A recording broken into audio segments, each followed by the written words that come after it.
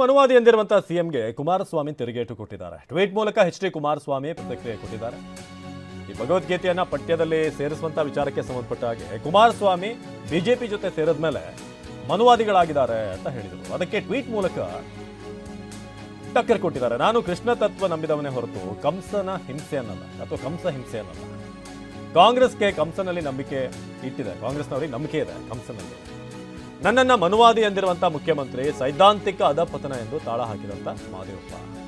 ಇವರಿಬ್ಬರೂ ಕೂಡ ಶಾಲಾ ಮಕ್ಕಳಿಗೆ ಏನು ಬೋಧಿಸ್ತಾರೆ ಅಂತ ಹೇಳಿದ್ದಾರೆ. ಬನ್ನಿ ಸಿದ್ದರಾಮಯ್ಯ ಏನು ಹೇಳಿದ್ರು, ಜೊತೆಗೆ ಟ್ವೀಟ್ ಅನ್ನು ಕೂಡ ಗಮನಿಸೋಣ.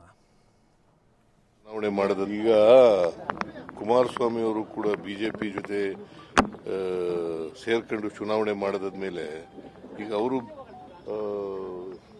ಮನುವಾದಿಗಳಾಗ್ಬಿಟ್ಟಿದ್ದಾರೆ. ಈಗ ಕುಮಾರಸ್ವಾಮಿ ಅವರು ಕೂಡ ಬಿಜೆಪಿ ಜೊತೆ ಸೇರ್ಕೊಂಡು ಚುನಾವಣೆ ಮಾಡಿದ್ಮೇಲೆ ಈಗ ಅವರು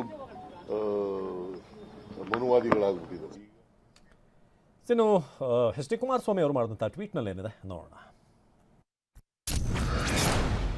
ನಾನು ಕೃಷ್ಣ ತತ್ವವನ್ನ ನಂಬಿದವನೇ ಹೊರತು ಕಂಸ ಹಿಂಸೆಯನ್ನಲ್ಲ. ಕಾಂಗ್ರೆಸ್ ಕಂಸನಲ್ಲಿ ನಂಬಿಕೆ ಇಟ್ಟಿದೆ. ನನ್ನನ್ನ ಮನುವಾದಿ ಎಂದಿರುವ ಮುಖ್ಯಮಂತ್ರಿ ಸೈದ್ಧಾಂತಿಕ ಅಧಪತನ ಎಂದು ತಾಳ ಹಾಕಿದ ಸಚಿವ ಮಹದೇವಪ್ಪ ಇವರಿಬ್ಬರು ಶಾಲಾ ಮಕ್ಕಳಿಗೇನು ಬೋಧಿಸ್ತಾರೆ ಎಂಬುದನ್ನು ಹೇಳಲಿ. ಬುದ್ಧಿಗೇಡಿತನಕ್ಕೂ ಮಿತಿ ಬೇಡವೆ?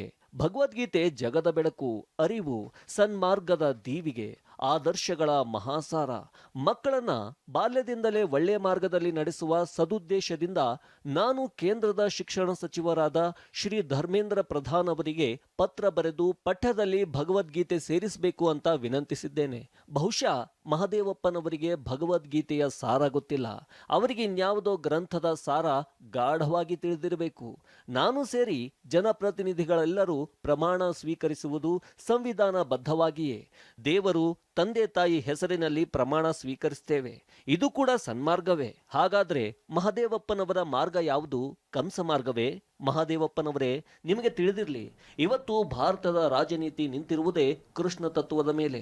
ಸಮರ, ರಾಜಕೀಯ, ಜ್ಞಾನ, ಆಡಳಿತ, ಮನುಷ್ಯ ಸಂಬಂಧಗಳು ಎಲ್ಲದಕ್ಕೂ ಭಗವದ್ಗೀತೆಯೇ ದೀವಿಗೆ. ಕೃಷ್ಣ ಬೋಧೆ ಸಾರ್ವಕಾಲಿಕ, ಭಗವದ್ಗೀತೆ ಕಾಲಾತೀತ. ನಿಮ್ಮನ್ನು ಅಜ್ಞಾನಿ ಎನ್ನುವುದು ನನಗೆ ಇಷ್ಟವಿಲ್ಲ. ಸಂವಿಧಾನ, ಪ್ರಜಾಪ್ರಭುತ್ವ ಎಂದು ಸದಾ ಜಪಿಸುವ ನೀವು ಭಗವದ್ಗೀತೆಯ ಜೊತೆಗೆ ರಾಮಾಯಣ, ಮಹಾಭಾರತವನ್ನೂ ಓದಿ. ಇದು ನನ್ನ ಸಲಹೆಯಷ್ಟೇ. ಕೊನೆಗೆ ಭಗವದ್ಗೀತೆ ಓದಬೇಡಿ ಎಂದು ನಾನೆಂದೂ ಹೇಳಿಲ್ಲ, ಹೇಳುವುದೂ ಇಲ್ಲ. ರೇಣುಕಾಸ್ವಾಮಿ ಕೊಲೆ ಪ್ರಕರಣದಲ್ಲಿ ದರ್ಶನ್ಗೆ ಸಂಕಷ್ಟ. ಈ ಪ್ರದೋಷ್ ಮನೆಯಲ್ಲಿ ಒಂದು 30 ಲಕ್ಷ ಏನು ಸಿಕ್ಕಿತ್ತಲ್ಲ, ಇದಕ್ಕೆ ಸಂಬಂಧಪಟ್ಟ ಹಾಗೆ ವಿಚಾರಣೆ ನಡೆಸಿದ್ರು. ಆಗ ಇದು ಮನೆಯಲ್ಲಿ ಸಿಕ್ಕಂತ ಹಣ ನನ್ನದೂ ಅಲ್ಲ, ಕುಟುಂಬಕ್ಕೂ ಸೇರಿದ್ದಲ್ಲ ಅಂತ ಪ್ರದೋಷ್ ಒಂದೊಂದು ಹೇಳಿಕೆಯನ್ನ ಕೊಡ್ತಿದ್ದಾನೆ ಅಂತ ಗೊತ್ತಾಗಿದೆ. ಮನೆಯಲ್ಲಿ ಸಿಕ್ಕಂತ ಹಣ ಯಾರ್ದು ಅಂತ ಕೇಳಿದ್ರೆ ಅದು ನಂದಲ್ಲ, ಇಲ್ಲ ನಿಮ್ಮ ಫ್ಯಾಮಿಲಿ ಅವ್ರದ ಅಂತ ಕೇಳಿದ್ರೆ ಇಲ್ಲ ನನ್ನ ಫ್ಯಾಮಿಲಿ ಅವ್ರದ್ದು ಅಲ್ಲ. ಹಾಗಾದ್ರೆ 30 ಲಕ್ಷ ಎಲ್ಲಿಂದ ಬಂತು? ಆ 30 ಲಕ್ಷ ಕ್ಯಾಶ್ಗೆ ಏನಾದರೂ ಕಾಲಿತ್ತ? ಅದೇ ಸೀದಾ ಮನೆಗೆ ಬರೋಕ್ಕೆ ಯಾರಾದರೂ ತಂದಿಟ್ಟಿರಬೇಕು, ಯಾರಾದರೂ ಕೊಟ್ಟಿರಬೇಕು. ಸೊ ಹಾಗಾಗಿ ಪ್ರದೋಷ್ ಈಗ ವಿಚಾರಣೆಯಲ್ಲಿ ದ್ವಂದ್ವ ಹೇಳಿಕೆಯನ್ನು ಕೊಡ್ತಾ ಇರೋದ್ರಿಂದ IT ಅಧಿಕಾರಿಗಳು ಈಗ ಒಂದು ಕ್ಲಾರಿಟಿ ಅವ್ರಿಗೆ ಸಿಗ್ತಾ ಇಲ್ಲ. ಈತನ ಮಾತಲ್ಲೇ ಒಂದಷ್ಟು ಗೊಂದಲ ಕಂಡು ಬರ್ತಾ ಇದೆ. ಹಾಗಾದರೆ ಇದರ ಲೆಕ್ಕ ಎಲ್ಲಿ? ಹಾಗಾಗಿ ದರ್ಶನ್ ಈಗ ವಿಚಾರಣೆಗೆ ಎದುರಾಗುವಂಥ ಸಾಧ್ಯತೆ ಇದೆ, ಮತ್ತೆ ಫೇಸ್ ಮಾಡಬೇಕಾಗಿ ಬರ್ಬೋದು. 30 ಲಕ್ಷ ನಗದಿನ ಮೂಲ ಒದಗಿಸಿ ಅಂತ ಕೇಳಿದಾಗ ಪ್ರದೋಷ್ ನನಗೆ ಗೊತ್ತಿಲ್ಲ ಎಲ್ಲಿಂದ ಬಂತು ಈ ಹಣ ಅಂತ. 2024 ಜೂನ್ 12ರಂದು ವಶಕ್ಕೆ ಪಡೆಯಲಾದಂಥ ಹಣ ಇದೆ. ಈ ಬಗ್ಗೆ ಆಕ್ಷೇಪಣೆ ಇದೆಯಾ ಅಂತ ಪ್ರಶ್ನೆ ಮಾಡಿದ್ರು IT ಅಧಿಕಾರಿಗಳು. 30 ಲಕ್ಷ ಹಣದ ಮೂಲ ಇನ್ನೂ ವಿವರಿಸಿಲ್ಲ ಅನ್ನೋದು ನಾನು ಒಪ್ತೀನಿ, ನೀವು ಬೇಕಾದ್ರೆ ಅದನ್ನು ವಶಪಡಿಸ್ಕೋಬೋದು, ತೆರಿಗೆ ವಿಧಿಸ್ಬೋದು ಅಂತ. ಅಂದರೆ ಇದನ್ನೆಲ್ಲ ಏನು ಪ್ರದೋಷ ಹೇಳಬೇಕು ಅಂತಿಲ್ಲ, ಏನು ನೀವು ವಶಪಡಿಸ್ಕೊಳ್ಬೋದು, ವಶಪಡಿಸ್ಕೊಳ್ತಾರೆ. ಆದರೆ ಎಲ್ಲಿಂದ ಬಂತು ಅನ್ನೋದ್ರ ಬಗ್ಗೆ ನಿಮಗೆ ಸೇರಿದ್ದಲ್ಲ ಅನ್ನೋದನ್ನು ಒಪ್ಕೋತೀರಾ? ನನಗೆ ಅಲ್ವೇ ಅಲ್ಲ ಇದು ಸೇರಿದ್ದು ಅಂತ, ಇದನ್ನು ವಶಪಡಿಸ್ಕೊಳ್ಳುವಂಥದ್ದು ಆಗುತ್ತೆ ಅನ್ನೋದು. ಇದಕ್ಕೆ ಸಂಪೂರ್ಣ ಒಪ್ಪಿಗೆಯನ್ನು ಪ್ರದೋಷ್ ಕೊಟ್ಟಿರುವಂಥದ್ದಾಗಿದೆ.